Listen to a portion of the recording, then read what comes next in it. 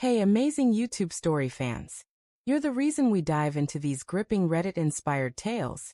And this one's a roller coaster of heartbreak and betrayal that'll keep you glued till the end. So grab your headphones, settle in, and let's unravel a story that'll hit you right in the feels. The name tag pinned to my blazer read the disappointment in my wife's elegant cursive, and the room spun as laughter erupted around me. Her father's 60th birthday party hummed with clinking glasses and warm chatter. But that label, sharp as a blade, sliced through the festive haze. I stood frozen, the paper tag fluttering against my chest like a cruel heartbeat, while my wife, Elise, smiled across the room, her eyes glinting with something I couldn't name. Creative, right? She'd said earlier, pinning it to me with a playful smirk in our bedroom. Her fingers lingered on my collar, her lavender perfume curling into my senses. It's just a joke, Nate. Lighten up. I'd laughed it off, chalking it up to her teasing humor, the kind that usually warmed me. But now, standing among her family's polished smiles, the words felt heavier, like a verdict I hadn't seen coming. The banquet hall glowed under chandeliers, their light catching on crystal flutes and the sequins of Elise's emerald dress. Her father, Richard, held court near the bar, his booming laugh filling the space as relatives fawned over him. I scanned the crowd, searching for Elise, my heart thudding with a question I didn't want to ask. Why this label? Why tonight? I caught her by the dessert table, her head tilted close to her cousin Mark, his hand brushing her arm as they whispered. Mark, the golden boy of the family, charming, successful, everything I wasn't. I'd always sensed a flicker of envy in Elise when she spoke of him, but I'd buried it, telling myself it was nothing. Now their intimacy stung like a splinter under my skin. Nate, Elise called, spotting me. Her smile was bright, but it didn't reach her eyes. Come try the tiramisu. It's divine. Her voice was sugar-sweet, but the name tag burned against my chest. Mark stepped back, his grin easy, almost mocking. Nice tag, man, he said, sipping his whiskey. Elise always had a way with words. I forced a chuckle, my throat tight. Yeah, she's clever. My eyes flicked to her, searching for the woman I'd married. The one who'd cried in my arms when her mother died, who'd laughed with me over late-night pizza. But her gaze darted away, and the air felt thick with unspoken truths. As the night wore on, I couldn't shake the unease. Small moments gnawed at me. Elise's phone buzzing constantly, her quick glances at it, the way she'd angle the screen away when I leaned close.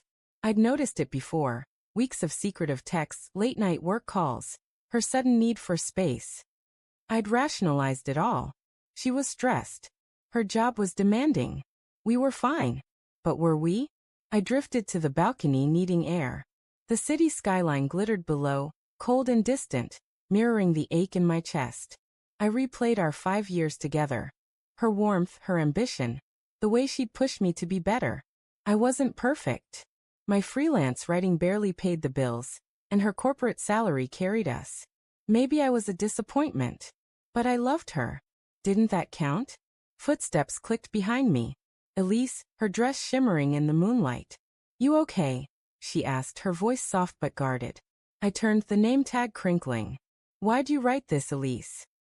My words came out sharper than I meant, raw with hurt. Her eyes flickered, a shadow crossing her face. It's just a joke, Nate. Don't make it a thing.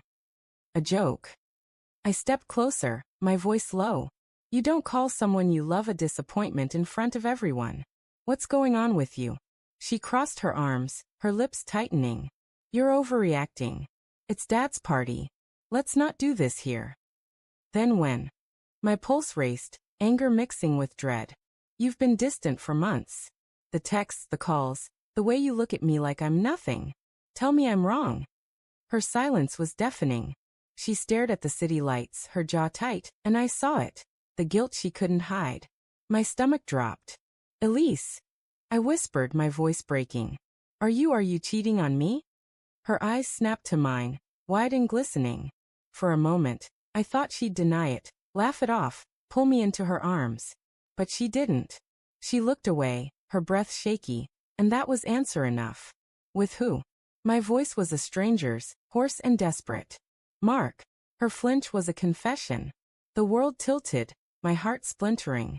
Mark with his perfect suits and easy charm. Mark, who'd always been there, hovering at the edges of our life.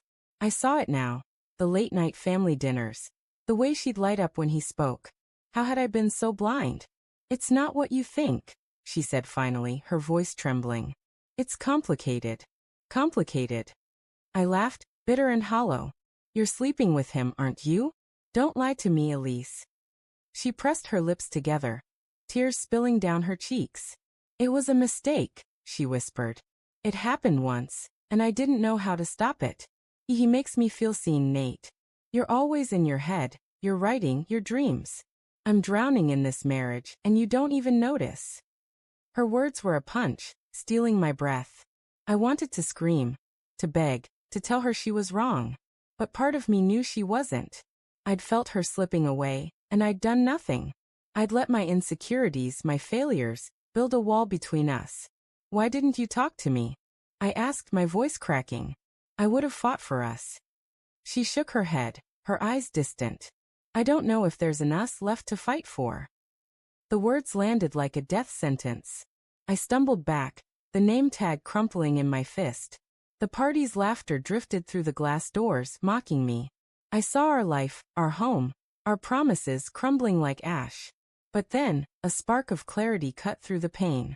I straightened, my voice steady despite the storm inside. You don't get to call me the disappointment, Elise. Not when you're the one who broke us. Her eyes widened, but I didn't wait for her response. I turned and walked back into the party, the name tag still pinned to my chest. I wouldn't hide it. Let them see. Let them whisper. I wasn't the failure here, not anymore. As I passed Mark, his smirk faltered. I didn't stop. I didn't need to. The truth was out, raw and bleeding, and I'd face it alone. The disappointment wasn't me. It was her.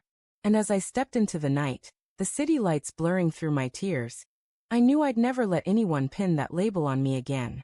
Thanks for diving into this story, YouTube fam. Your love for these emotional journeys keeps us going. Hit that like button, share your thoughts below, and let's keep exploring the raw, real stories that connect us all.